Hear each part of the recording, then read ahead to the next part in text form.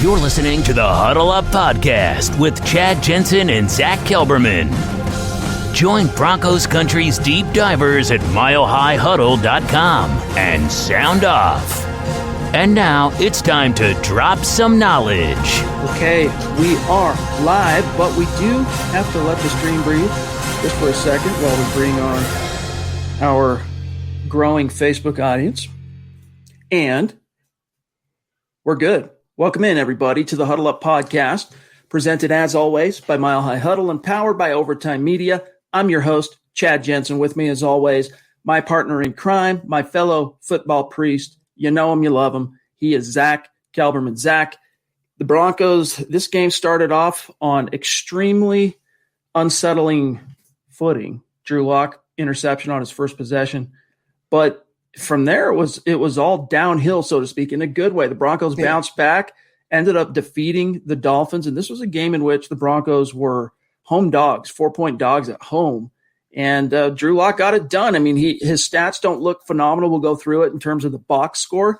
But after that second possession is what I'll say. After that second possession, he found his groove and looked like a completely different player than the quarterback we had seen in the previous 3 games, including the Chargers game. Yeah, this was, I'm not going to say a statement victory for Drew Lock. I'm not going to say it was a career saver for Drew Lock, but it certainly gave him some momentum going forward. And you're happy for the kid. You're happy for the Broncos offense. You're happy for the entire operation because you finally got to see a glimpse of what everything could be like when they fire on all cylinders. And that starts with the coaching. If I hate on them for the coaching, I got to credit them for the coaching. Pat Shurmur, far and away, called his best game of the season. He utilized the run, rollouts. He actually threw some screens. He got the whole mojo going, Chad, and everything worked in unison with unity, and you saw what could happen. So it wasn't the most impressive game by the box score, but if you watch the game, you know the Broncos dominated the Dolphins, one of the hottest teams in the NFL, on defense especially, but the offense did their part as well. Big breakaway runs by their Pro Bowl running backs. Melvin Gordon, again, another fumble, as many fumbles now as rushing touchdowns. That's always going to be that type of player. Phillip Lindsay, far and away, is the Broncos' best running back, but Melvin Gordon certainly adds a different element as well. And in tandem, together, then you have Locke complementing that by sprinkling passes down the field. This offense could still be something. I'm very much impressed today by this Broncos victory.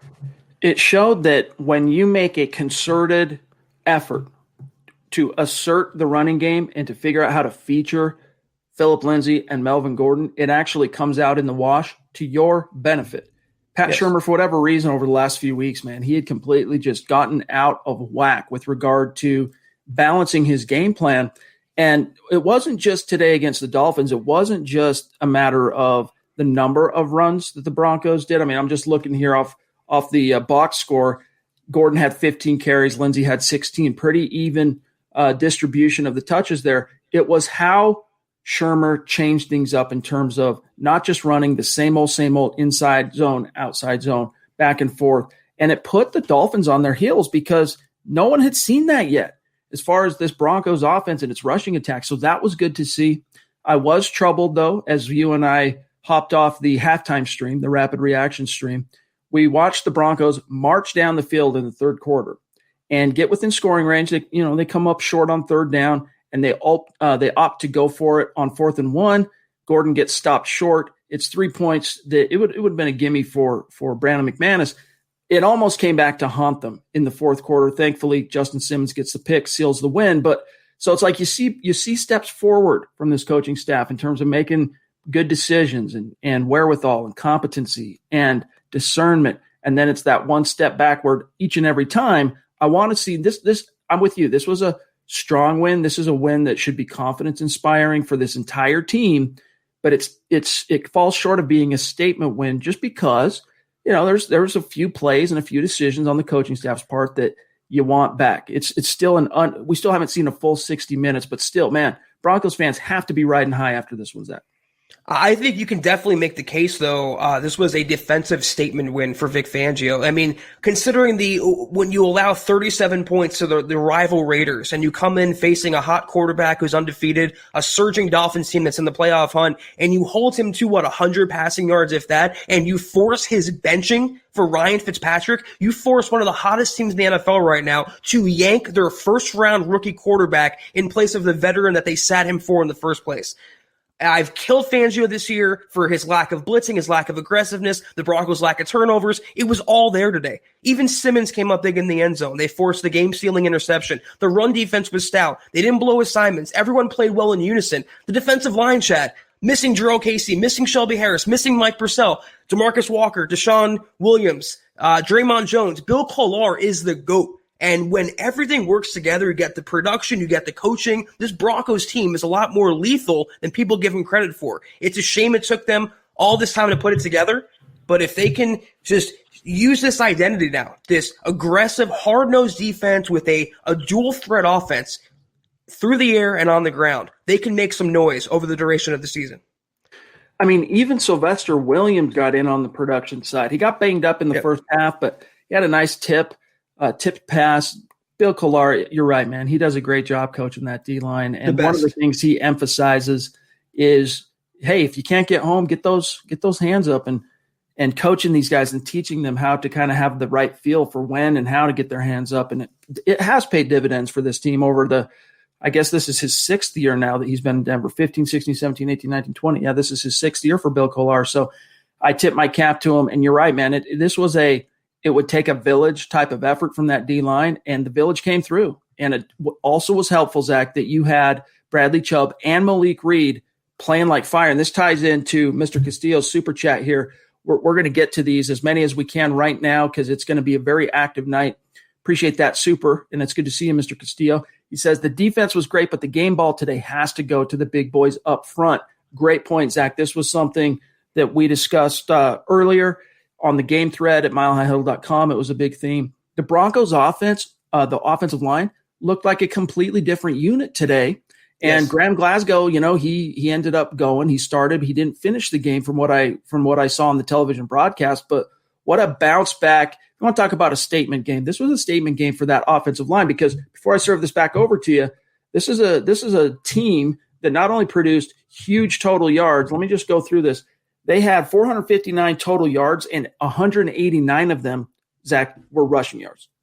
Yeah, I mean, the offensive line, we've ragged on them for Dalton Reisner's regression, Graham Glasgow, who actually played today through an injury, Cushenberry, who's been up and down as a rookie center, but they all played well in unison. But I think the defining picture of the Broncos offensive line effort today was Garrett Bolles pulling. Garrett Bolles he looked like Larry Allen out there, lead blocking. I mean, he was really a massive player, literally and figuratively, for this Denver offense. And again, because it's never just been one thing or the other. It's never just been Pat Shurmur or Drew Lock or the offensive line. It's been everything. And everything today, though, clicked. Everything today worked in unison.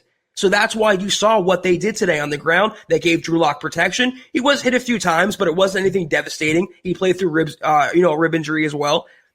When you get the production and when you get them to play disciplined football, the Denver offense, minus Cortland Sutton even, can still be pretty good. Stu Mead jumping in with a super sticker. Very generous. Really appreciate you, my friend. And he also mentions that Garrett Bolles had a couple of nice plays in the running game, one of which was, I loved seeing this offense that was using traps and pulling the tackles, pulling the guards, pulling the centers. And it made a huge difference. It completely discombobulated the Dolphins because this had not been seen heretofore on tape. So tip of the cap, Garrett Bolles. And for what it's worth, bringing it back to the offensive line just for a second, then we got to grab matters of business. This Drew Lock was not sacked once in this game. The Dolphins were not able to get home and sack Drew Lock. So tons more to get to. Obviously, we are just getting started here on tonight's Gut Reaction Huddle Up podcast, but we do have to take care of some quick matters of business, gang. First and foremost, this live stream brought to you by Manscaped, who is the best in men's below-the-waist grooming. Manscaped offers the precision-engineered tools for your family jewels. They obsess over their technology developments to provide you with the best tools for your grooming experience. You know what? I've used this now a few times. It is the nose hair trimmer. I think it's called the Weed Whacker, Chad, if I'm not mistaken. It's very practical. And listen, guys, it's different than using the lawnmower. When your face is apparent, especially for me being on camera, if you have a nose hair peeking out, it's not the greatest look. So you always want to get that. There's nothing taboo about, getting your nose hair, getting your ear hair. It doesn't grab you. It doesn't hurt you. It's very painless, very seamless, very easy to use. It has a grip, good charge. I use this thing a lot, actually, and I would recommend for anyone who wants to keep their facial upkeep at its peak. That's why, too. I mean, the nose hair thing, everyone knows. The older you get, the more is for dudes. Hair starts just growing out of weird places. You get more nose hair, hair grows out of your ears. It just gets bizarre. The Weed Whacker is clutch, but also Manscaped has redesigned their electric trimmer for below the belt trimming. The engineering team spent 18 months perfecting the greatest trimmer for below the belt and just released the new and improved Lawnmower 3.0. It's their third generation trimmer, features a cutting edge ceramic blade to reduce the grooming accidents thanks to advanced skin safe technology pioneered by Manscaped. And when we say that this is a premium product, we mean premium. The battery will last up to 90 minutes, and it also has waterproof technology allowing you to groom in the shower. And I know it comes with a buzz, but I just want to show you real quick. It also has an LED light which illuminates those grooming areas for a closer and more precise trim. This is a premium product. So if you're listening to us right now, we want you to experience this premium product for men's grooming firsthand yourself. Trim that junk of yours. Get the nose hair, get the ear hair. Get 20% off right now and free shipping with the code HUDDLE at manscaped.com. That's code HUDDLE at manscaped.com. Your family jewels will thank you, Zach. And your nose and ears as well. Head on over again. Manscaped.com. Use the code HUDDLE. That gets you 20% off and free shipping. Manscaped.com, code HUDDLE. And it's also an idea, just putting it out there for the ladies in Broncos country. If you're looking for a good gift idea for your hubby, for your son, for your brother, etc. All right, couple of quick matters of business, and then we'll dive right back into the stream.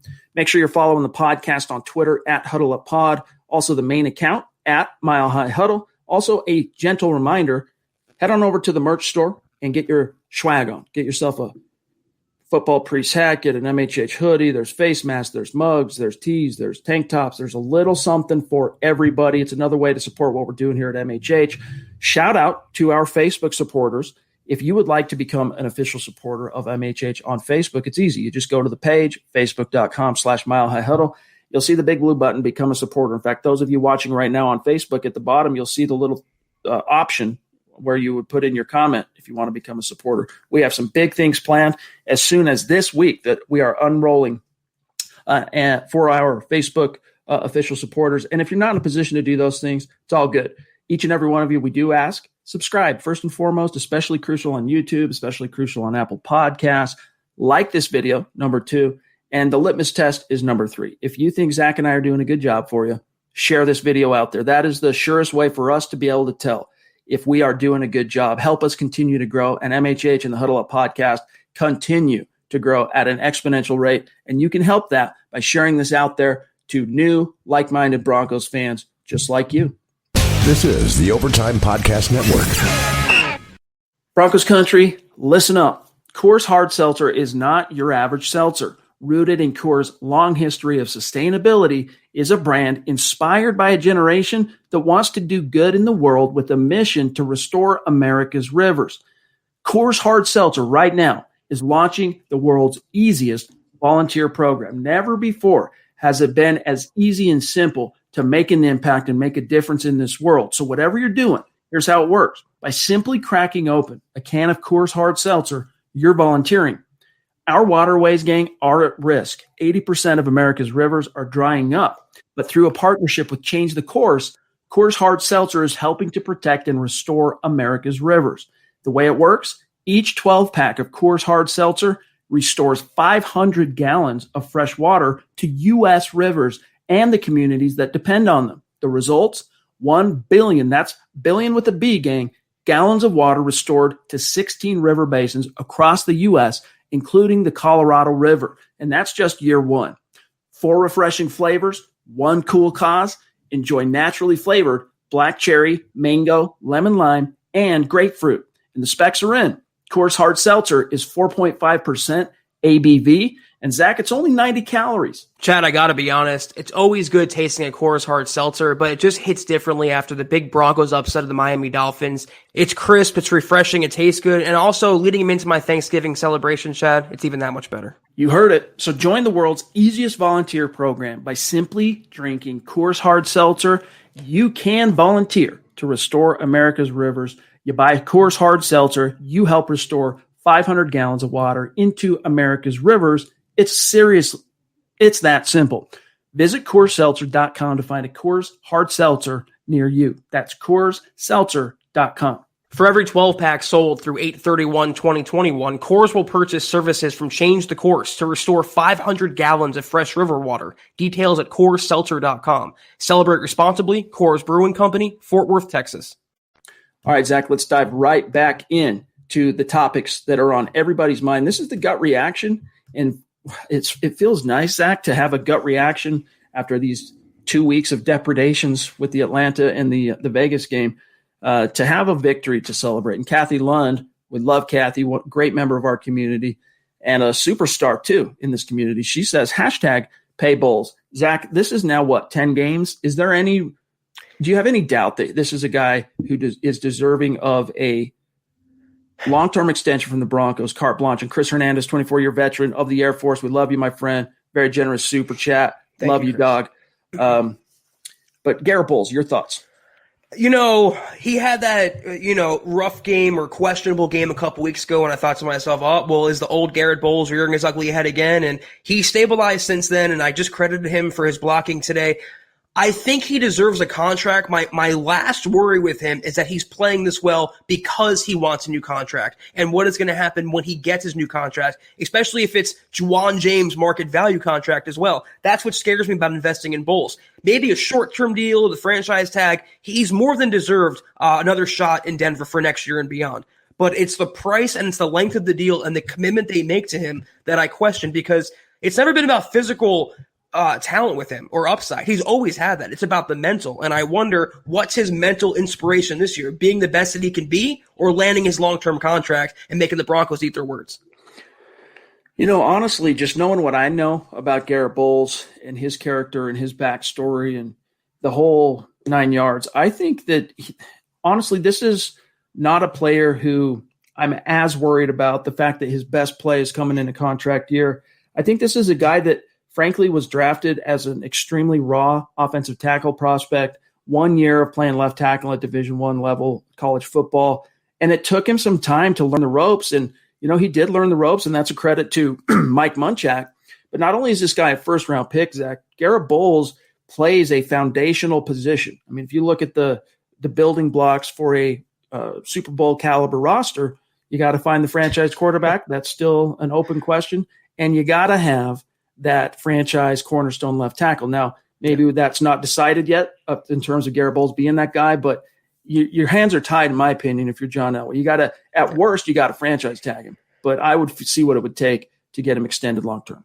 Yeah, because you don't know what's going on next year with Juwan James. There's so much uncertainty and the importance of the position of left tackle. Again, I saw a comment that I'm never cutting Garrett Bolles a break. I am cutting him a break. Me advocating for his long-term contract is big, coming from a critic like me of Garrett Bolles. Again, I just worry, though, is he going to shut down after he gets a contract? Is he going to check out? Will he go back to being the old Garrett Bolles? Chad, every time there's a penalty on offense, and right before they're about to announce the number, I'm still half expecting it to be 72. And I think when that goes away, I'll be 100% in on Garrett Bolles. And if he can maintain that next year after getting paid, then I will say for sure that he's definitely worthy. Jeff Hepner jumping in on Super Chat, a name we don't recognize on Super Chat. So thank you, Jeff. Welcome indeed. He says, love you guys from California. Locke is not the problem. It's the coaching. Let the kid play and use motion. We have a franchise quarterback. Guys, I got to tell you, I want to be there right with you and say that Drew Lock is a franchise quarterback, but there's been too much water under that bridge up to this point for me to just blow smoke up your skirt and tell you that, Drew Lock's the guy. It was I agree with you, the coaching emphasis changed, the coaching creativity from a game planning and a play calling perspective changed utterly. His teammates stepped up. I mean, this was a offense that played extremely well for each other. I mean, across all 11 dudes and then some, right? Including some of the guys that rotated in and out. But aside from Melvin Gordon's fumble and Drew Lock's interception, I can't really point upon first viewing. I can't really point to one person on that offensive unit and say this guy was a problem. Maybe a play or two you'd want back. Jerry Jeudy could have caught one that Xavier Howard broke up or whatever. But this was a team that came together, and it coincided, Zach, you said when it all comes together, this is a team that can be, potent. This is a team that can contend with anybody when it all comes together. It's just frustrating that it's taken 11 weeks into the season for it to come together. And maybe that has something to, in large part due to the injury bug and all the personnel losses this team has suffered. It's taken them some time to kind of get up to speed, but the talent's there. The horses are there. In my opinion, what's a bigger question isn't so much is Drew Lock the guy, is Pat Shurmur the guy. And this was a step, the first time I can honestly say in this season, that Pat Shurmur has taken a step forward towards mollifying that concern, mitigating that concern, in my mind, assuaging the fears that he can maybe be the right guy for Drew. Yeah, very well said across the board, Chad. I'm definitely in agreement. The thing about the Broncos offense is, they weren't world beaters today. They weren't the Chiefs incarnate, but they don't ever really have to be. There's a lot of average offenses in the NFL, but all those teams don't have Vic Fangio's defense. So the Broncos don't have to be great, but when you see that they're competent and above average paired with this defense, they can make a lot of noise. To answer the question about Locke being a franchise quarterback, listen, the truth after an emotional win or loss is always in the middle. Last week it was everyone hates Drew Lock, everyone should bench him, he's not the future, he's not the franchise, and now is he a franchise quarterback? The truth is somewhere in the middle. I think, like Chad put it best, he took another step forward without taking 2 steps backward today. He has forward momentum. He's not exonerated for his past mistakes. He didn't play, he didn't throw for 500 yards and 4 touchdowns. He wasn't perfect today, but he was a lot better, especially after the interception, than he's been the last few weeks. Is he a franchise guy? It's too soon to tell. Is he a bust? Too soon to tell. Let this season play out more because, like Chad and I have been saying this entire time, it is a process. It is a roller coaster. You're going to have games like the Raiders game, and you're going to have games like the Dolphins game today. It's going to be up and down consistently. Jesse, 13, jumping in. Good to see you, my friend, a bona fide superstar in our community. Appreciate your support. He says, ready to go down with the ship. Glad we won and glad the offense played better, in all caps. Great job, defense, and solid hit, Bolles. # Go Broncos. Yeah, that one lead block that we already touched on where he kicked to the right. Who was it? Was it Howard he might have blocked there? I mean, he just decimated the dude. And, of course, he's 305 pounds or whatever, and the DB is probably 180, so do the math, but absolutely encouraging. And look, Broncos fans should be encouraged because this is something I talked about in a video sit down with Kim Becker, wrote a whole article about it with regard to Vic Fangio. This is the game that was going to tell us, have the wheels completely flown off the bus here. This is going to be kind of a referendum of sorts on Vic Fangio. And they answered the bell, and that should be encouraging. Yeah, big time. They haven't quit on Vic Fangio. The locker room is not as fractured as, some fans and media speculated it might have been. But Chad, Vic Fangio really had a good quote. He said, winning cures more than penicillin. And it really, really is true. When you win, you cover up so many flaws, so many deficiencies, so many narratives, so many storylines. It really deodorizes the stink of a bad loss. And after last week's loss, an upset win of the Dolphins today was just what the doctor ordered for Fangio. All right, John, we need Red John and Smith Corona if you have them. Thank you, my friend. Appreciate that. Super John means a lot to us, my friend. He says, horse emoji, rooster emoji, lock emoji. Great win. Hopefully this is the turning of the tide. Go Broncos. P.S. I'm all about this dude, Deshaun Williams. Yeah, man. I mean, you never know, Zach. And sorry if I'm sweating here a little bit because I just realized I made a grievous error wearing a hoodie right now because once this light comes on, I'm sweating. But, as far as the turning point, like you never know for an NFL team when that pivotal moment can come. Like if it's going to come, when it's going to come. And for the Broncos, you would have hoped that it would have come sooner in the season if it was going to come this year.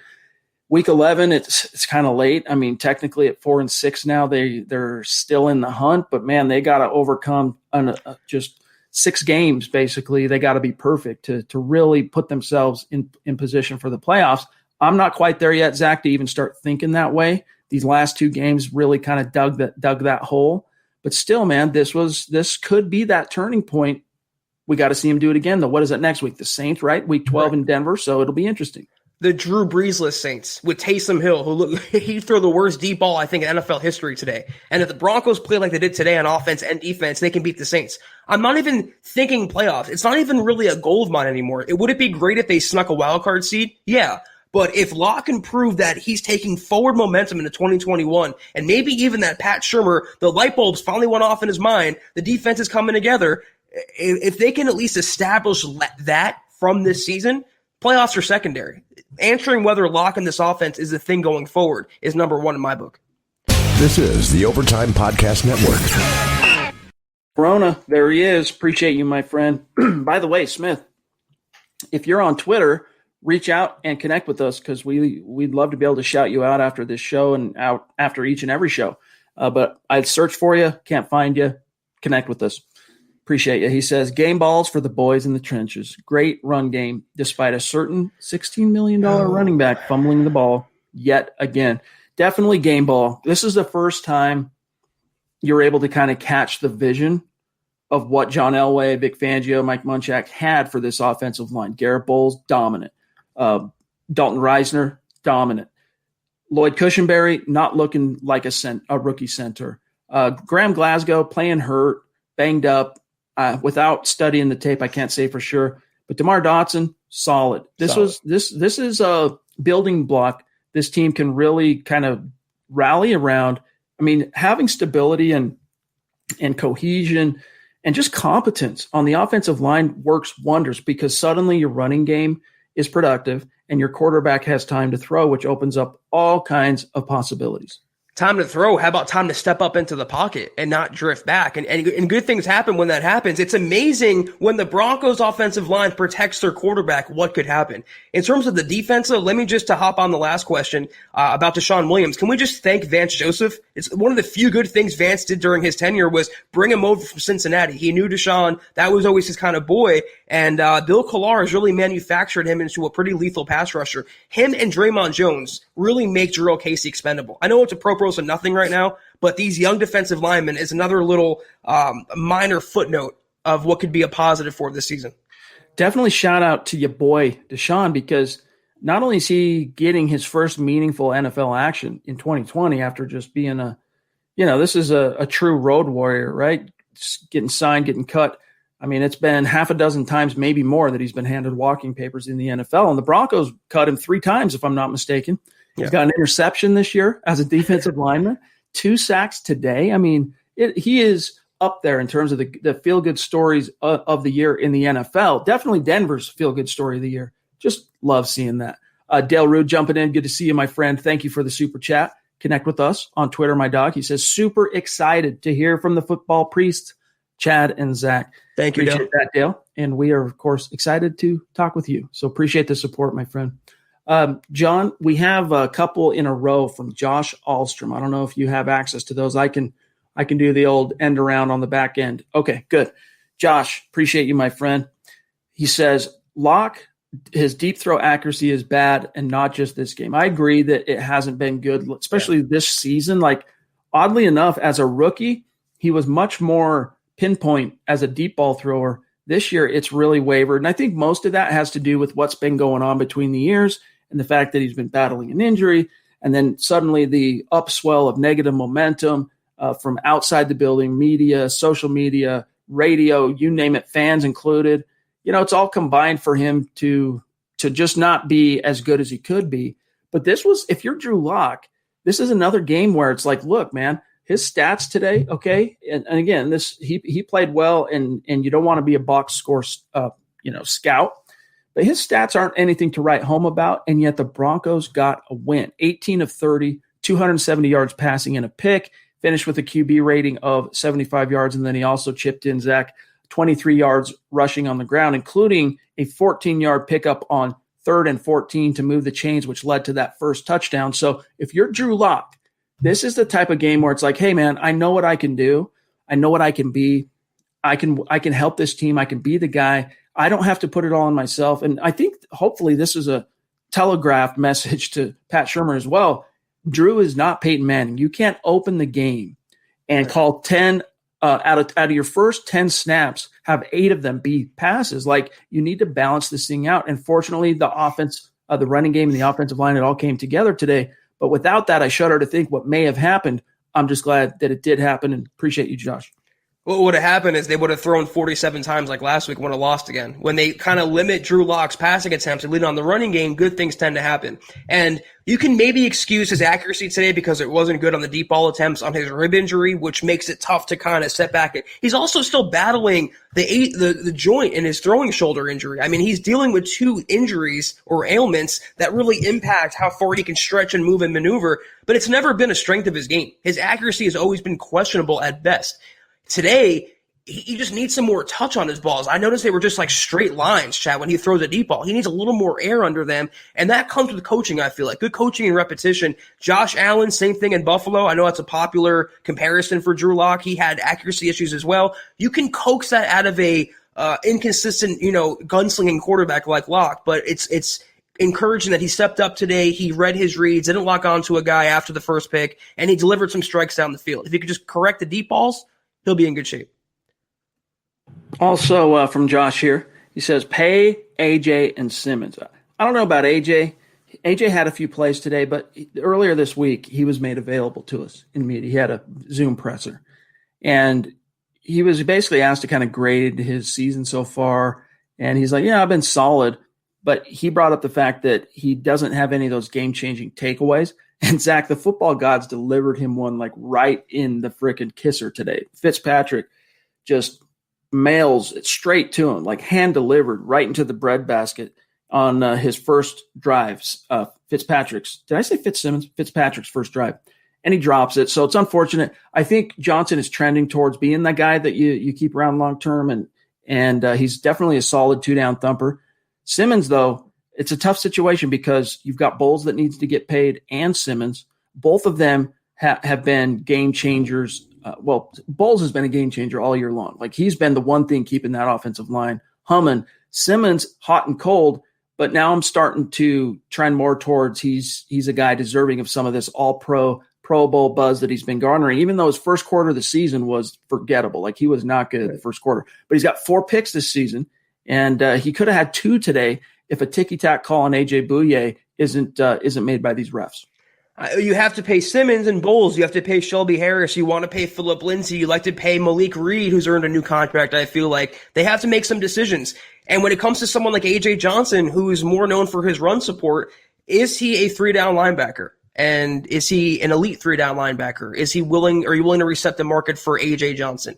And I like him a lot as a run stuffer. I like what he brings to the defense.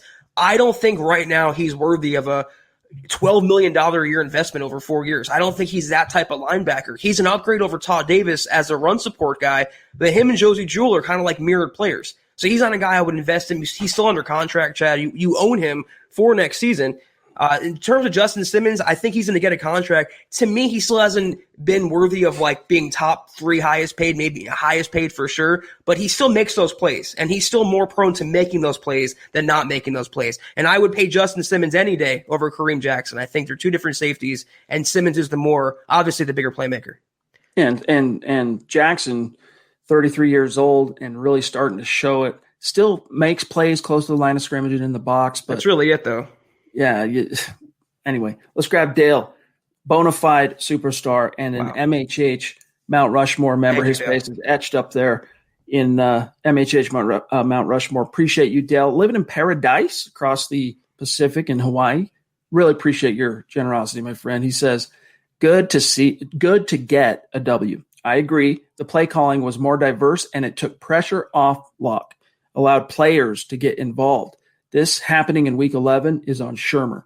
Defense, game ball, let's rip off 6 more straight wins. And, Zach, I agree in terms of this was about his players, allowing the players to get involved. This was something that I talked about on a video on YouTube and milehighhuddle.com with Kim Becker. I want to say it was on Friday. The fact that Drew Lock and I think Pat Shermer was putting too much on Drew, and Drew's just too young in his developmental curve to shoulder all that. Let him play within yourself, play within the scheme, utilize and lean on this talent around you. You don't have to do it all yourself. Even without Cortland Sutton, this is an extremely talented offense. KJ Hamler making plays today. Jerry Jeudy making plays. Noah Fant making plays. Timmy P making plays. And then, of course, the 2 running backs going off. I wouldn't say maybe going off's the wrong word, but very productive. Both had 80-plus yards rushing, and then Gordon could have had 3 touchdowns if he doesn't fumble. But nevertheless, I concur with Dale here that, the defense and the O-line, to me, get the game ball. And it's got to be a message up the chain of command to Pat Shurmur, Zach, that this is the model. Whatever your focus and your philosophy was for this game offensively, this needs to be the model moving forward because it paid some serious dividends. I mean, this was a team that, you take away that 4th and 1 in the third quarter, they ultimately chose to go for it. I mean, after that second possession, this was an offense that rarely was stoppable today by the Dolphins. And you mentioned all those playmakers, and the reason why they made plays today partly was that Pat Shurmur put them in positions to make plays. His play calls were conducive to the Broncos' success today. And there's as we've been saying all along, it's never been one thing or another, but the coaching and the play calling has been so suspect. Pat Shurmur today, he called screen passes, Chad. He called outside runs for Phillip Lindsay. He had Garrett Bolles pulling. Where has this Broncos offense been the entire season? So when you get your playmakers involved, good things can happen. And like I said on the halftime stream, even without Courtland Sutton, even with rookie players everywhere, even with an erratic Drew Lock and certainly an erratic Pat Shurmur, they can still do enough damage to even the best defenses in the NFL. They have enough firepower. Tim Patrick is a great substitute for Courtland Sutton. Then you have 2 top-flight rookie receivers. You have Noah Fant. You have 2 great running backs, or I would say 1.5 great running backs. You can do a lot of damage. You can make a lot of hay, and if you just call the right plays to put them in those positions, this is what can happen.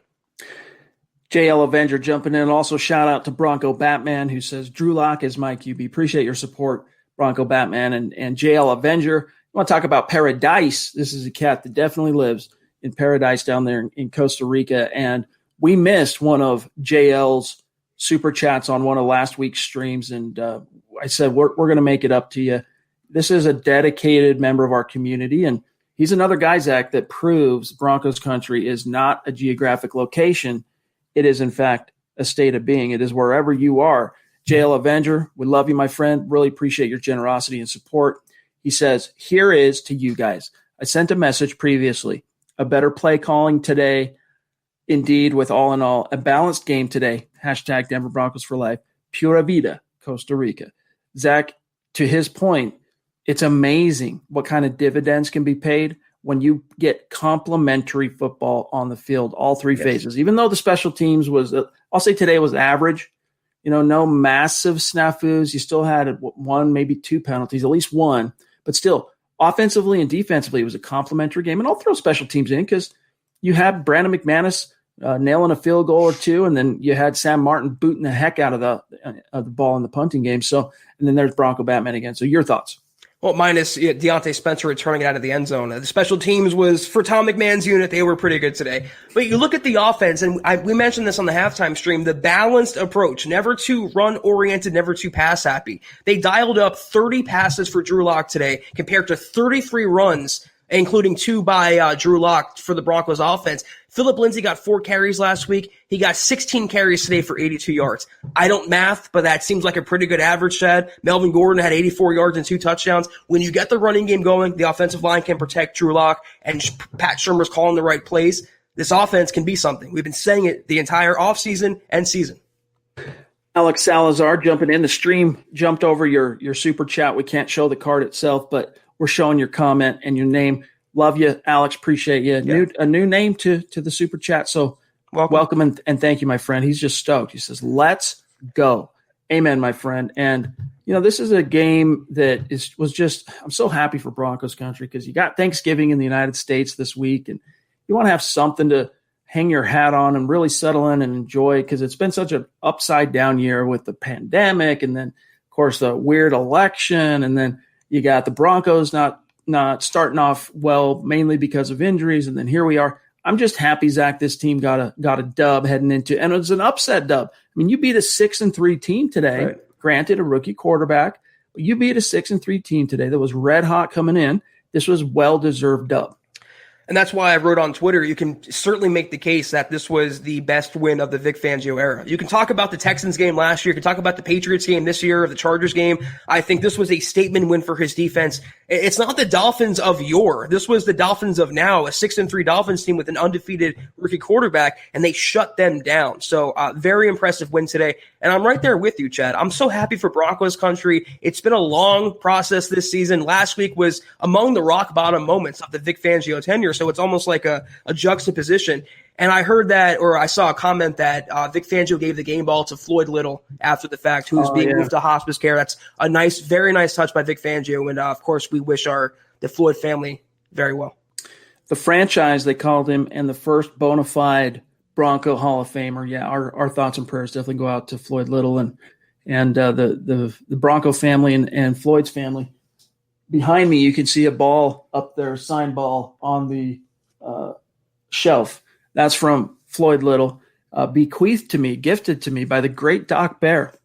A lot of you might be too young to remember It's All Over Fat Man, the website, but Doc Bear, who has written for Mile High Huddle, and he's kind of a professor emeritus here at MHH, but he gave me that ball as a kingly type of gift, and it's Floyd Little. And so my thoughts and prayers are out to Floyd Little as well. But gang, we're going to dive right back into the stream, but we got to also remind you that tonight's live stream pod is brought to you as well by sportsbetting.com.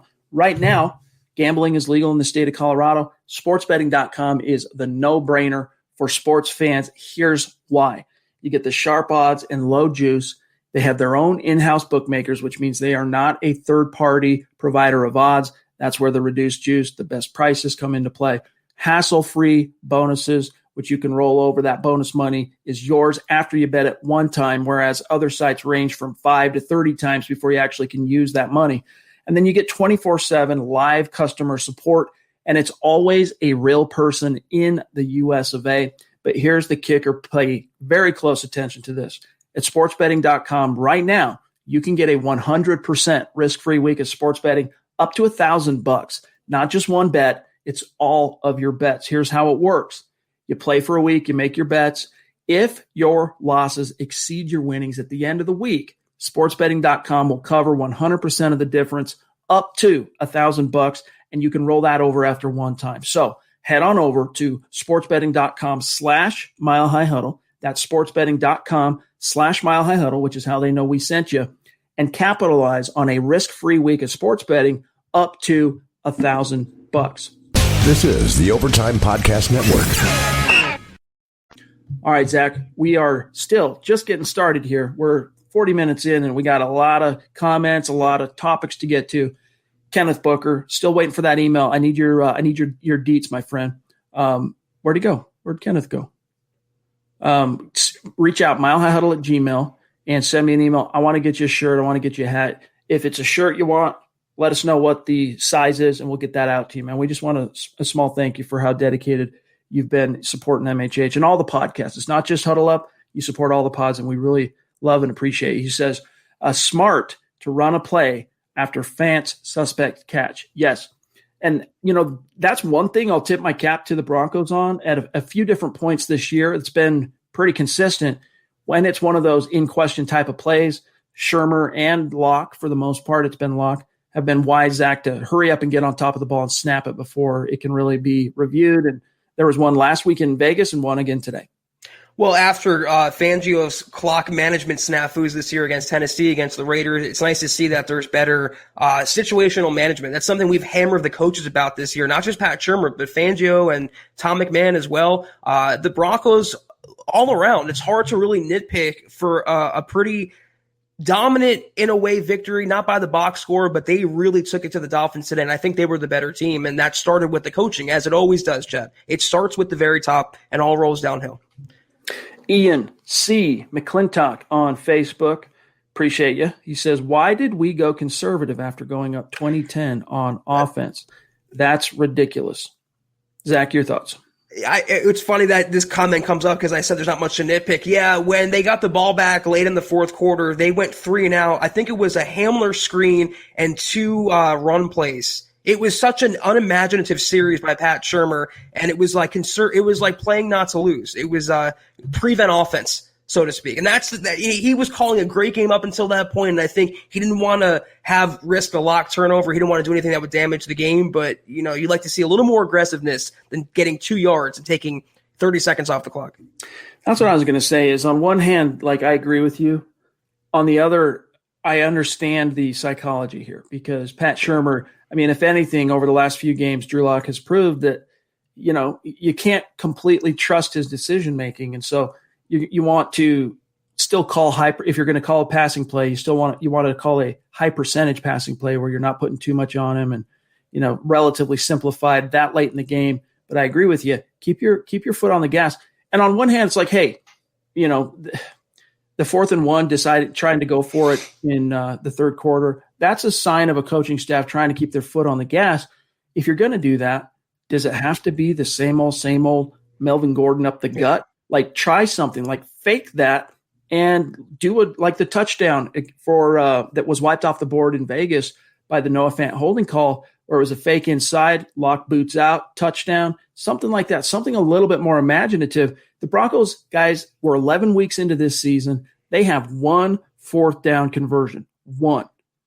Come on.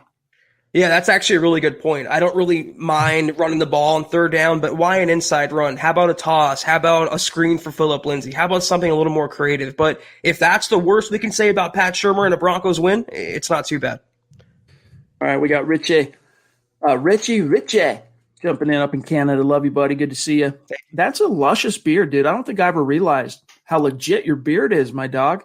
Good for you. Call me crazy, he says. This is a top target for the Manscaped read right here. This is Richie, man. He needs that. When you've got that luscious beard, you got to keep it nice and trimmed. Use that code HUDDLE. Call me crazy, says Richie. The O-line killed it. The defense killed it. Lock, meh. Yeah, I mean, anytime with Lock, the inaccuracy deep and the 1 interception, especially to start the game, that's why you can't perfectly credit him with having this wasn't a statement type performance like his Zach and I were talking about this right before we went live. The Week 14 game last year against the Texans, where Lock, there was 1 pick in that game, but still, it was an even performance, a dominant performance, productive, prolific points and yards.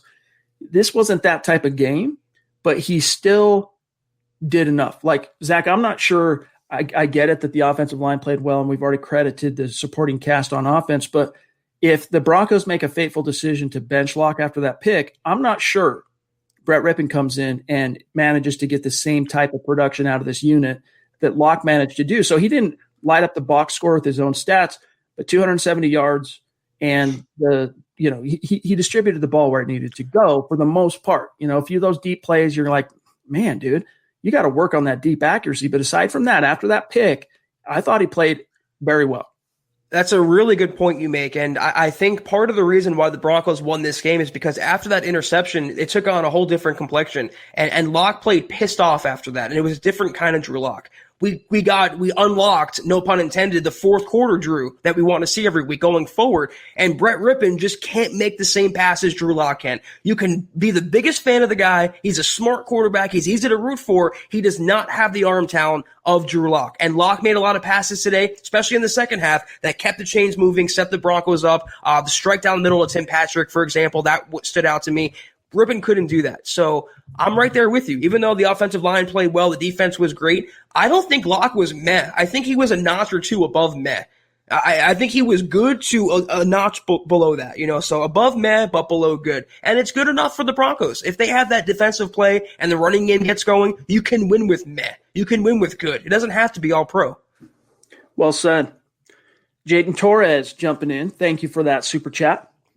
He says, great Broncos win with the DUI earlier in the season. Can we get out of the Gordon contract in the offseason and give the money to Lindsay?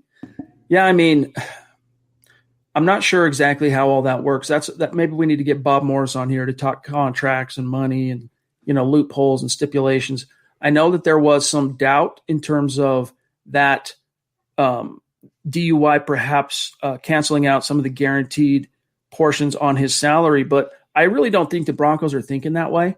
I think the Broncos are going to ride out this 2 years with Gordon, and they'll RFA tag Phillip at the end of this year, and they won't make a decision on both those guys, in my opinion, in my estimation anyway, till 2022. Plus, they gave $13 million or 13.5, I think, whatever it was, to Melvin Gordon guaranteed. So they're already paying him anyway. And they're going to look at the production, and I know he has 4 rushing touchdowns. He is the Broncos' quote-unquote RB1. I think they will keep him on board next year just because he's already part of the team and they're already paying him. And listen, I'm not advocating, I don't think Chad's advocating to make Phillip Lindsay like an Ezekiel Elliott, give him $90 million over 5 years. You don't invest on a running back like that. But take care of the guy a little bit. If you can re-up Chris Harris Jr. last year, give him $3 million as an incentive, why not take care of a homegrown guy who has 0 career fumbles, as opposed to Melvin Gordon, who has 4 this season, who's your biggest spark plug, who's a homegrown guy, who's amazing for the fan base, amazing for the team. Give him a 2-3-year contract. Give him some nice guaranteed money. Doesn't mean you have to cripple the salary cap. I know he's a running back, but God, what more does it have to take for #pay Phil? Pay Phil. Naj jumping in with an extremely generous super chat off the top rope. Thank you, Naj. Naj, like so many of our superstars here in the MHH community, they're here through thick and thin, man, and they're supporting the cause, they're supporting their team, and they're supporting MHH and allowing us to continue to bring this content on the regular day in, day out. So, Naj, love you, appreciate you. And you're another guy, man. Reach out to us. milehighhuddle@gmail.com or DM me on Facebook. We're friends on Facebook. Get me your personal deets. Let's get you out a t-shirt or a hat or something. So hit me up. He says, fantastic win, brothers. Really a dominant performance. Once again, closer than it should have been. Locke rebounded after the early interception, which may bode well for his future. Thankful for the win. Yeah, it really was closer than it should have been, because at worst, this should have been what was the final score? It was 20-13. This should have been 23-13. The Broncos left for sure 3 points undisputably on the table by going forward on 4th down in a chip shot range for Brandon McManus. Yeah, a win's a win, though. So whether it's by 7, 10, or 40 points, they upset the Dolphins. I think that's important. But it was very much complimentary football, to use your term, Chad. And when you play that well on defense, and that's become the Fangio standard for the most part, but when you complement that with a decent offense, a Met offense with a Met quarterback, you can see what Locke can do. And Chad, Locke might be the quarterback you have to manufacture. You have to have just excellent coaching around him.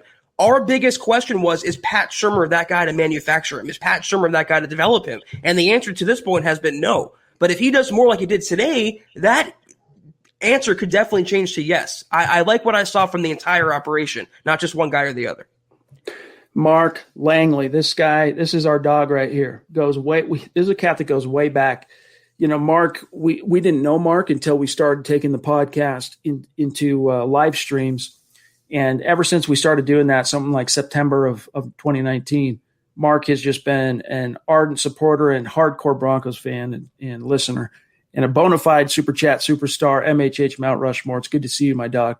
He says, what's up, my guys? Simmons, pay the man. Great team win. Locke looked good despite the interception. He bounced back. The running game was great. #HuddleUpPod. Zach, how important was it that Locke showed not just that he could overcome the adversity of the last 2 weeks, but the adversity in game where, it was off the bat, another pick. He comes off a game in which he throws 4 picks, throws a pick on the first possession. I think most quarterbacks in that situation, they crumble. They go into a shell. Even if the coaches say, no, we're going to keep you on the field for now, they go into a shell. They crumble. It's unraveling. It's Weezer and the Sweater Song. Okay, that's what happens here. All right, unravels. So shout out to you, Mark and Zach. It was really encouraging. I think it showed that emotional, when I talk about cashews and grapefruits, to use your vernacular here. But to see him overcome that adversity is extremely encouraging. But to me, it's nothing I didn't already know. I knew that Locke is a guy who overcame mental hurdles, and I know Locke is a guy who's always been kind of counted out, being a second-round pick and not getting the fanfare of last year's quarterback class. He's always kind of bounced back, and I think beyond a shadow of a doubt, if he's proven anything, is that he's not Paxton Lynch. He's not such a mental I don't know how to say this nicely, or PC, an inferior player to Drew Lock as a quarterback mentally. Lock, he gets in his head sometimes, but he has an excitement, a spark to him. Paxton Lynch would get in his head and just crumble. So Lock's always bounced back, and he's always going to be able to overcome the haters, #let him hate. it's just putting that together consistently and building off the positive and foregoing the negative. That's his biggest thing. NH5 jumping in. Appreciate that super chat, my friend. It's good to see you. He says that was a squeezer at the end. It was like watching a monkey, Shermer, learning how to use tools. Was a good team win up to top to bottom. All phases showed up. You know, it's funny, the squeaker aspect of it. What were you thinking when they sat Tua down and Fitzpatrick was inserted? What went through your head? I thought Tua was hurt because I thought they'd be crazy to take out their guy. I mean, once you do that, Chad, how do you sell that back to him? How do you maintain that confidence? He's your first-round rookie quarterback, and he was undefeated, and you're going to take him out of a game that's still within kind of striking distance? I thought he was hurt. Then I thought they really weren't sold on Fitzpatrick. I mean, they weren't sold on benching him. It seemed like they did it almost out of a gesture of goodwill to Tua. So the Broncos defense put it to him. I think the Dolphins were looking for a last-second spark, but as a person who's watched the Broncos develop their own young quarterback, I wonder about Tua's confidence and what that did to him, having to get sat down again for a veteran like Fitzpatrick. I mean, Brian Flores has been impressive this year, and he's probably in the running or at the top of the list for Coach of the Year.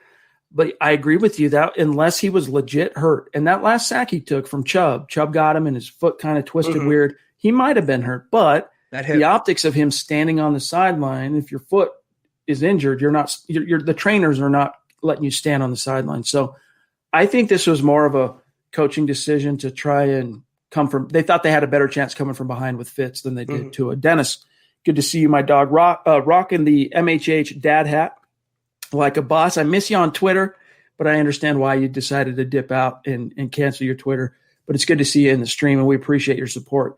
He says, the best full game so far. Good defense, good offense, good offensive line, good coaching. Hopefully it'll continue. Yeah, let's run through the wins. They beat the Jets on the road, a very uneven performance, overcame with Brett Rippon, what was it, -3 in the turnover differential. Then it was the Patriots game where it was 6 scoring drives, all of them field goals. The comeback against the Chargers, overcoming a 21-point deficit. And then this, I would say, in terms of the wins that they've put on, the skins on the wall this year, this was their most impressive, most complimentary, most complete win as a team. I mean, they beat the Patriots, who were still the Patriots, and they're not the Patriots of old, but they're still, pretty formidable. They beat the Chargers, who are one of the more ascending teams with a hotshot quarterback in Justin Herbert. And this is the crowning achievement of this season so far. And I think if the Vic Fangio era is beating a Dolphins team, they're the Dolphins, but they're not the Dolphins that your brother's Dolphins. They're a young, talented team, like Chad hit on, with a great head coach in Brian Flores, who has a team prepared every week. The Broncos simply, I think, outclassed them today. They outmaneuvered them. They outplayed them. The Broncos took it to a Dolphins team, and if Tua wasn't hurt, that's what they should hang their hat on. Their defense was so good, they forced his benching. The guy who was 3-0 and taking the NFL by storm, they forced his benching. It reminded me last year of benching Mariota for Ryan Tannehill in the Tennessee game. Yeah, it's funny you say that because on the last time you were talking, that occurred to me. I almost came back with that as well. I thought of the Tennessee game. The big difference there, though, of course, the Broncos shut out the Titans in that game, and it was just ugly. Royal jumping in. It's good to see you, Royal, and we really appreciate your support. Anytime I see you in the stream, Royal, you're showing support on Super Chat, and just know that it means a lot to us. He says, if people want to take anything from this game, it's that this team has huge amounts of potential. Now, look, Zach, and I agree, Royal. Thank you. This is not this was not some prolific scoring operation today. This was a team that everyone had counted out. I mean, even the odds makers. We love sportsbetting.com. They had the Broncos as 4-point dogs in this game, and they overcame it all against some serious adversity. Big time doubters and boo birds on local Denver radio and TV. And just the overall, even the national, everyone dismissed the Broncos. They came back and proved, hey, we've got the horses here. We're still figuring ourselves out. We're still kind of figuring out how this particular orange and blue sausage gets made, but we're going to make it. I think the big thing today, and I don't want to make any grand statements here or get too emotional based on one game, but one thing we've been hammering is the Broncos haven't had an identity. And I think today they discovered what the identity at least could be or should be. That's a average or maybe an above average offense if everything works in harmony, and a really elite defense. They're kind of like the Chiefs in reverse. And if they can just play this way consistently and build off their identity, they can compete with most teams in the NFL. And I agree with the comment. We've known they've had potential. This is why Chad and I both predicted double-digit win seasons and a playoff berth. This team was loaded with young potential, and the injuries and the pandemic and the coaching and the play kind of stifled that. But when they click on cylinders, all cylinders like today, they're pretty fun to watch, I got to say. We've got here, I'm pulling up these stats because I do want to go over a couple things here. But, John, there was another – Jeff Hepner jumped in again. I don't know if you see that one. I'm trying to pull it up here. I can reverse engineer it if we need to. And then we got AJ and we got Zeus is in the house. But I want to point to a couple things here real quick. Timmy P, I think this is his third 100-yard receiving game of the season over here. Of course, another extension candidate. Yes. And it took a 61-yard bomb on the final play to kill 4 seconds, but to get him over that 100-yard mark. But even without that, you take it away, he's got 4 receptions, 60-something yards, going against a really stiff Dolphins secondary. And honestly, those coverages, man, that they were throwing at Locke, the fact that he was able to complete 18 to 30 and pass for 270 yards, like it is a modest achievement. Now, maybe it's nothing to write home about, but that was impressive in its own right. And you saw that right out of the gates, all that moving around pre-snap on third down, like it completely frazzled Drew Lock. Like I think it directly led to obviously the timeout, and then it led to the pick. Like it threw him off his game.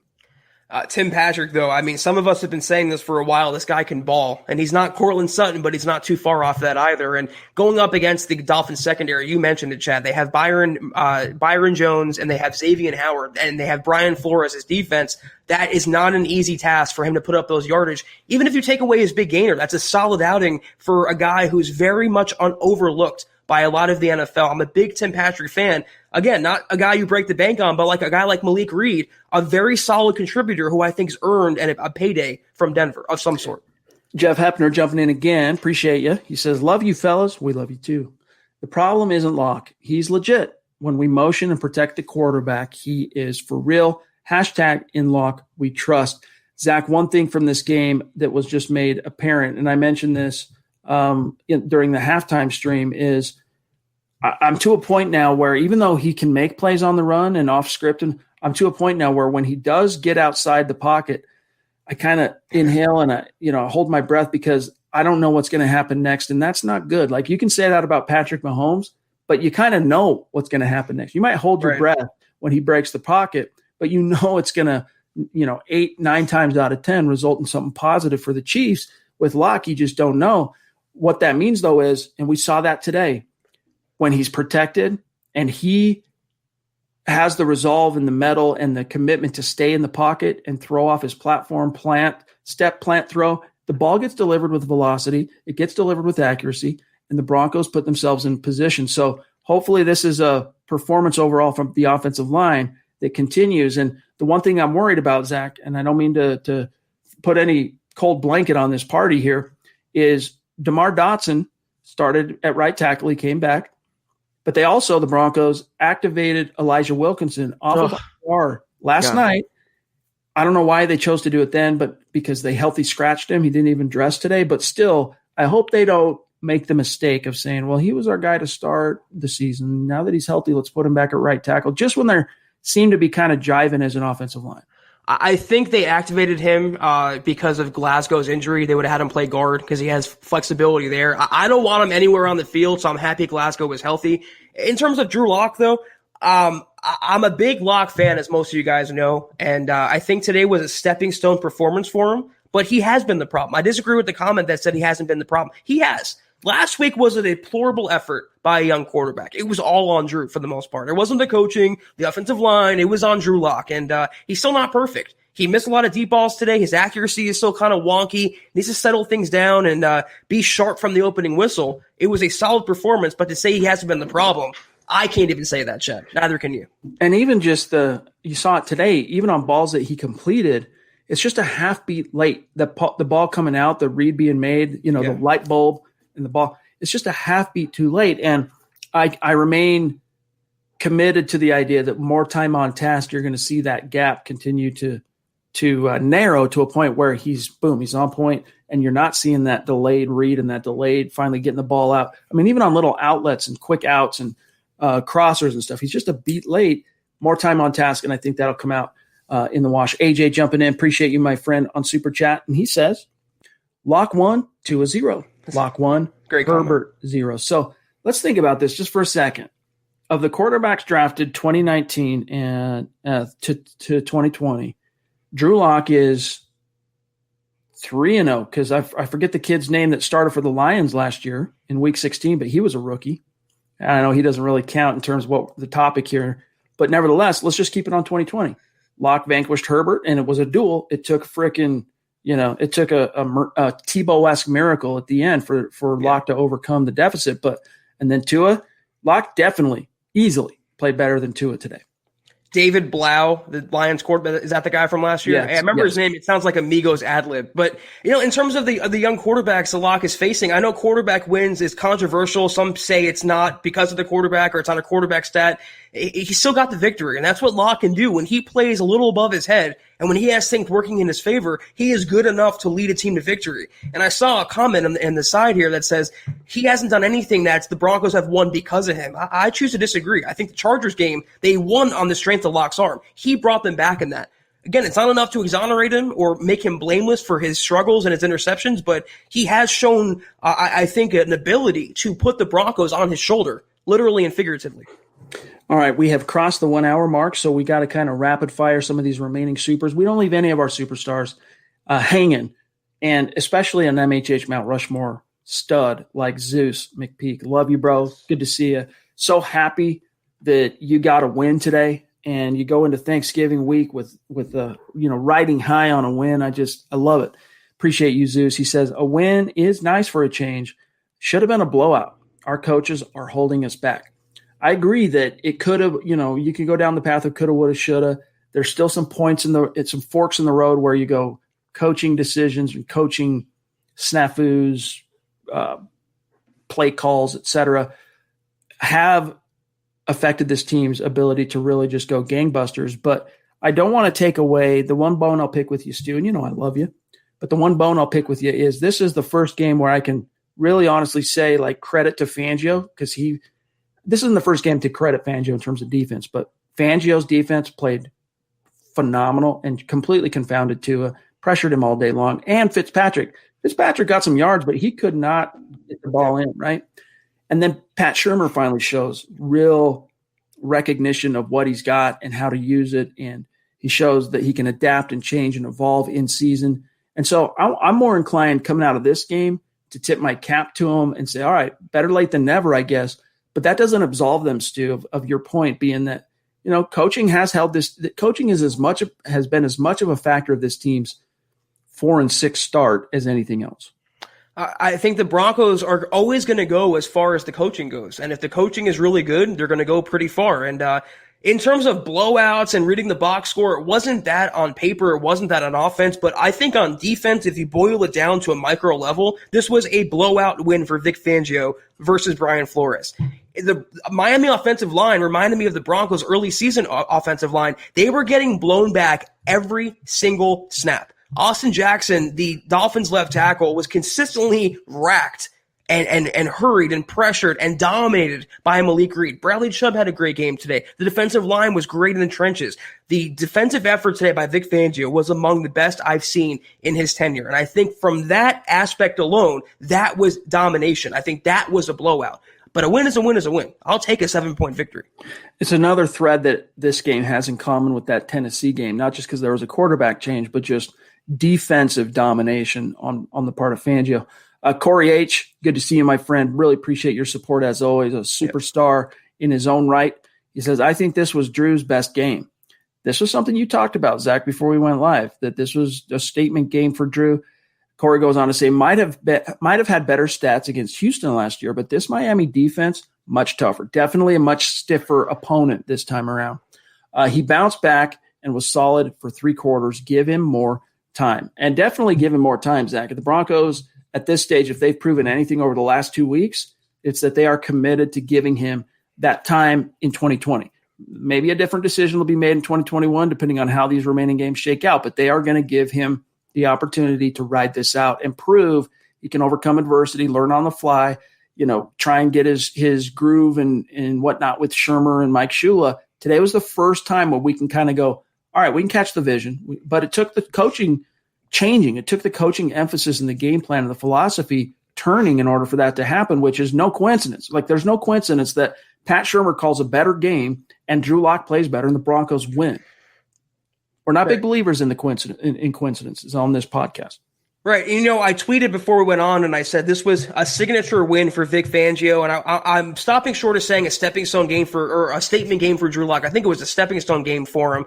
And some people on Twitter pushed back and said, well, the Houston game was a more defining victory for Vic Fangio. I disagree with that because A, you had really limited film on Drew Lock as a quarterback. B, he didn't suffer the same injuries either to himself or his supporting cast. And C, you're playing, I think, no question, inarguably a much better Dolphins defense today, among the best in the NFL, one of the hottest teams in the NFL. You're given no chance to beat them, and you actually do beat them pretty convincingly. So I think this was, for Vic Fangio, like I just mentioned, to dominate the trenches on almost every single snap. I think it was the best win of his tenure, and Locke, I think it was a stepping stone game for what could be, going forward, a statement season-saving effort from the young quarterback.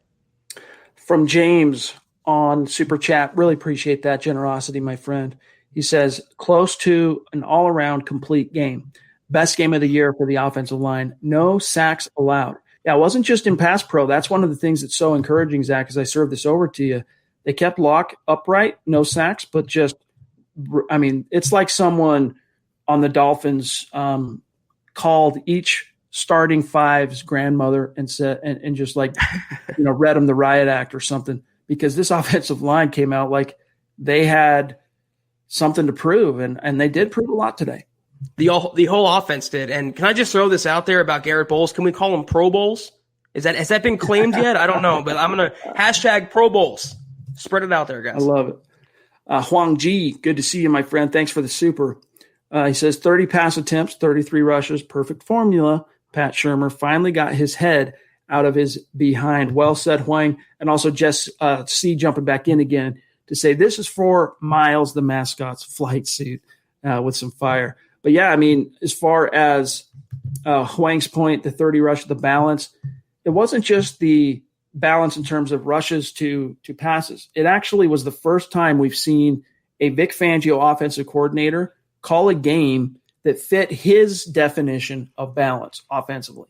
And that is, calling the right plays at the right times to keep the defense on its heels, throwing things out they hadn't seen before.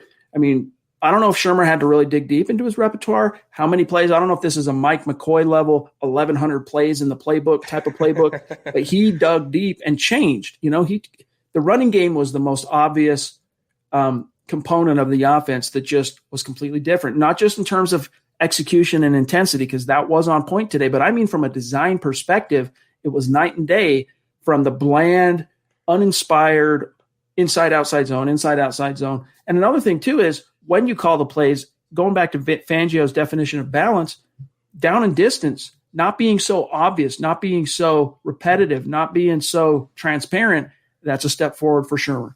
And also keeping yourself out of second and third and longs. When you have third and manageable, 3rd and 4, 3rd and 5, you can keep moving the chains. And we mentioned this earlier. The Broncos had their first 5+ minute drive on offense for the first time since week 6. They got the running game going. Their offensive line came through. Pat Shurmur he called his best game of the season by far. And look at their final result. Again, there's only 20 points on the board, but a Broncos victory. And like Chad mentioned, we finally got a glimpse of what this Broncos offense could be, even without Courtland Sutton. When you have the running game dominating, or at least doing really well against a good defense, and you have Locke making plays to his receivers as a complimentary cherry on top option. That is their identity. Play elite defense, play dominating ground, complimentary football, and have Locke make enough plays to carry you home to victory. I think they found themselves today in a lot of ways.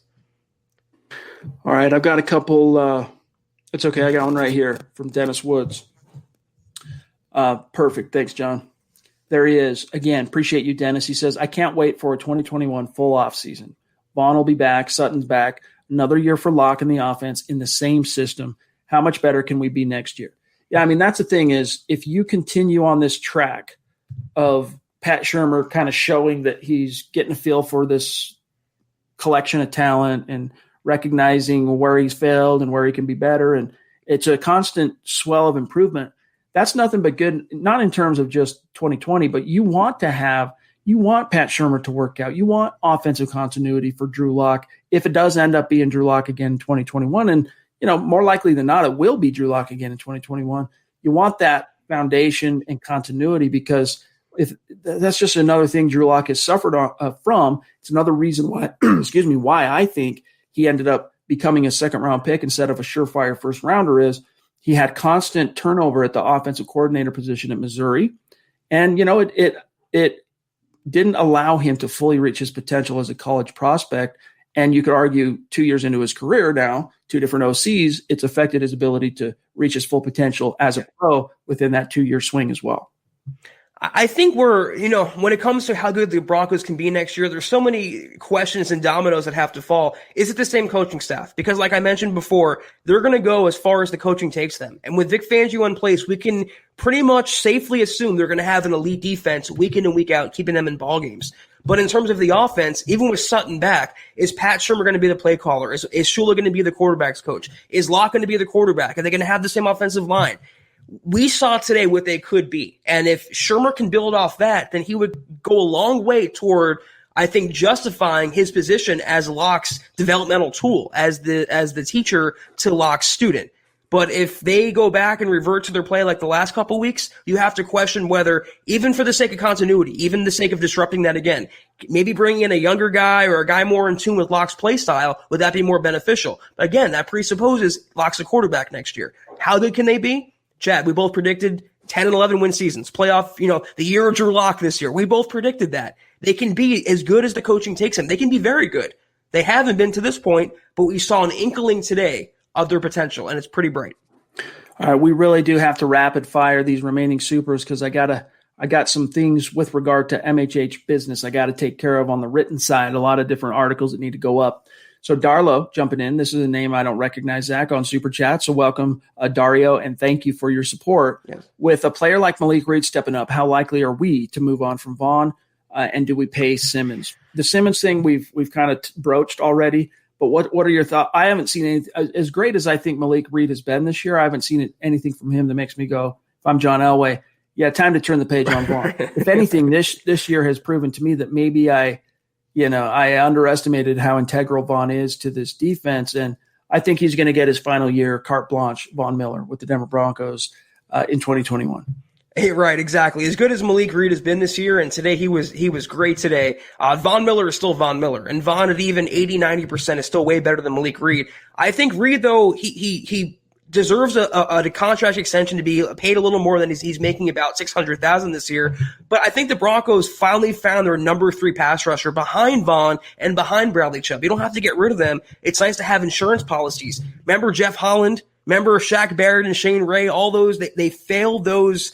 The way they handled their third down pass rushers, their number 3 pass rushers, I think with the Malik Reed, at least, he's a fail-safe guy. If Chubb goes down again, if Vaughn goes down again, he's a great guy to have off the bench, and he's proven he can be a quality pinch starter. Better than Vaughn, though? No. Make Vaughn expendable? Certainly not. Scott Edwards jumping in. Appreciate you, Scott. He says, I am beyond thrilled to see Hamler getting more and more involved. He is our Tyreek, or going back, our Percy Harvin. Yeah, I think he definitely has that potential. And the more this offense kind of figures out its identity and Shurmur and Lockett on the same page, and if this offensive line can continue to play at this level, you're going to start seeing some of these playmakers on the perimeter, the Hamlers, the Judys, the Fants, the Timmy P's, start popping off. You're going to see that consistency for those guys. And Hamler, man, he's been really exciting. He had the big game winner against the Chargers, and credit to him, but I'm still waiting for that big, dynamic, explosive, game-changing play. We haven't quite seen it yet, but I think it's coming. We haven't seen the play that justifies his second-round selection, in other words. And in terms of how they can use him, I want to see even Tavon Austin, how the Rams used to use him as just a gadget, as a weapon, jet sweeps and trick plays. They're not really utilizing Hamler's full skill set. They're throwing screens to him. They're getting the ball in space and the ball in his hands. That's a good first step, but they can do so many dynamic things with a player like KJ Hamler, and they haven't to this point. It's a little frustrating. I never would have thought that the most common way the Broncos would use KJ Hamler as a rookie was on the slant routes. Like if you would have asked me that ahead of time, I would have said, jet sweeps, play action, deep posts, like utilize that speed and twitch. Slants, but he's been good in the slants, but maybe he can do more than that, Pat.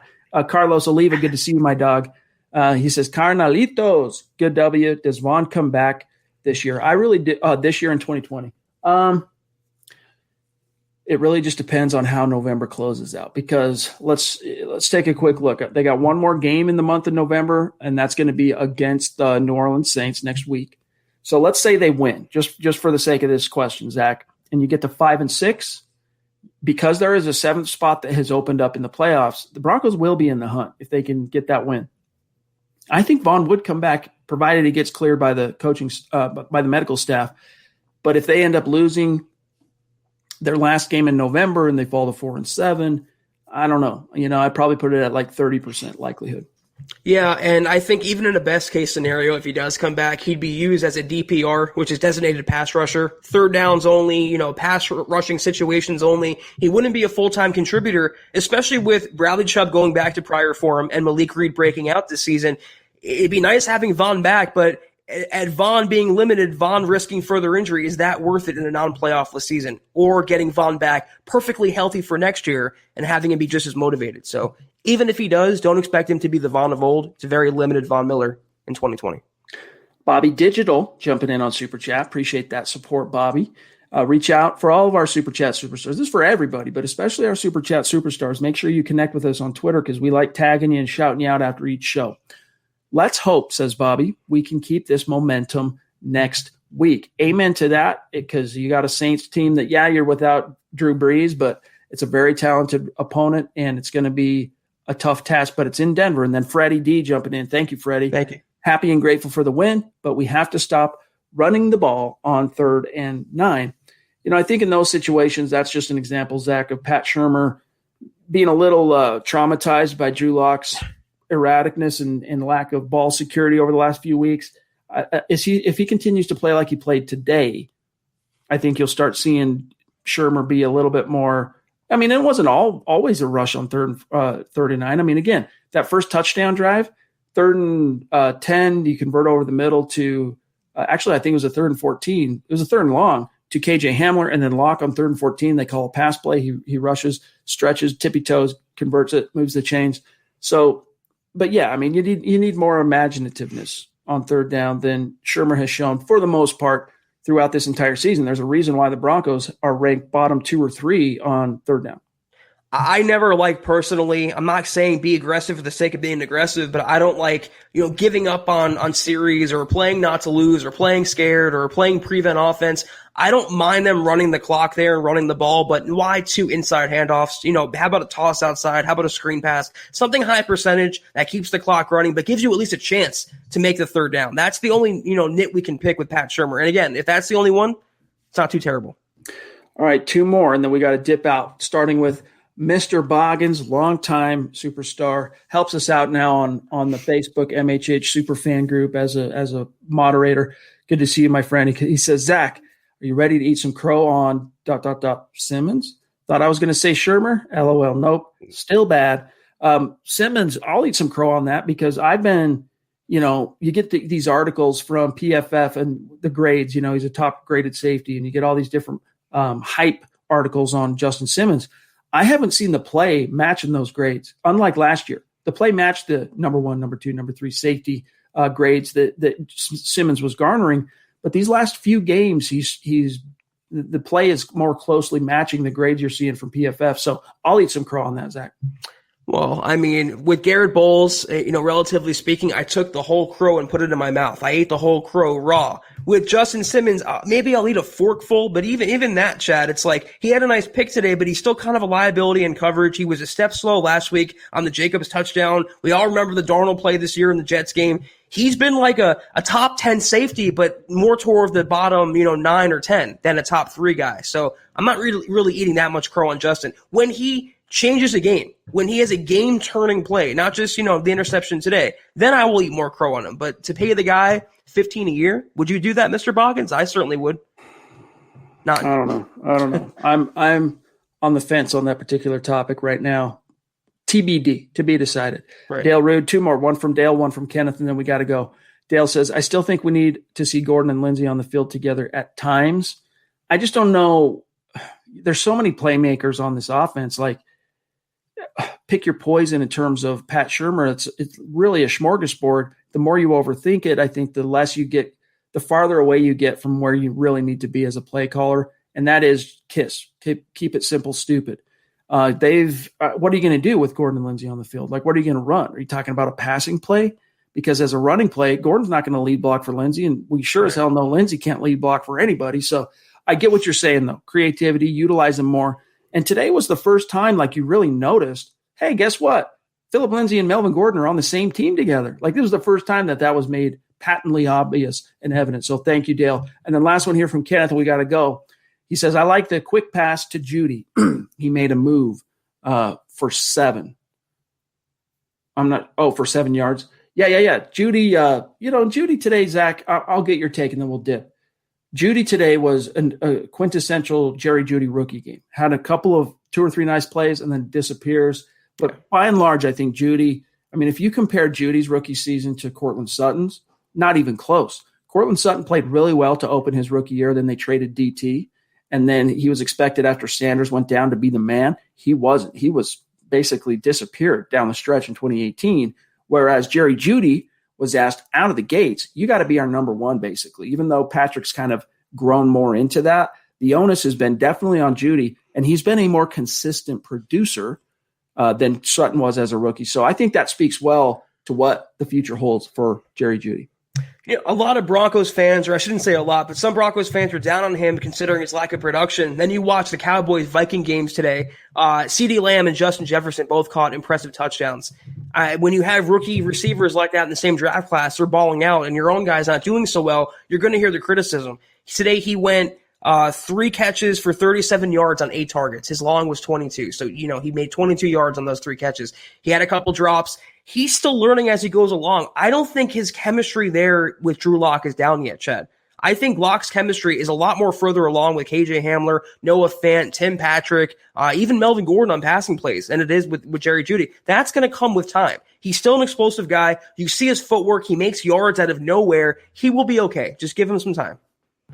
All right, guys, we have to get on out of here. Thank you so much to each and every one of you for spending some time with us here tonight on the Gut Reaction episode of the Huddle Up podcast. A mile high salute to our Super Chat superstars. We love you. Also, a mile high salute to our Facebook supporters. Make sure you're following the podcast on Twitter at Huddle Up Pod and the main account at Mile High Huddle. Follow my partner, Zack Kelberman, on Twitter at Kelberman NFL. And John, K, MHH. John, before we dip out, you want to come on? I almost forgot. You want to say hi to the gang? All right, he's not ready, so it's all good.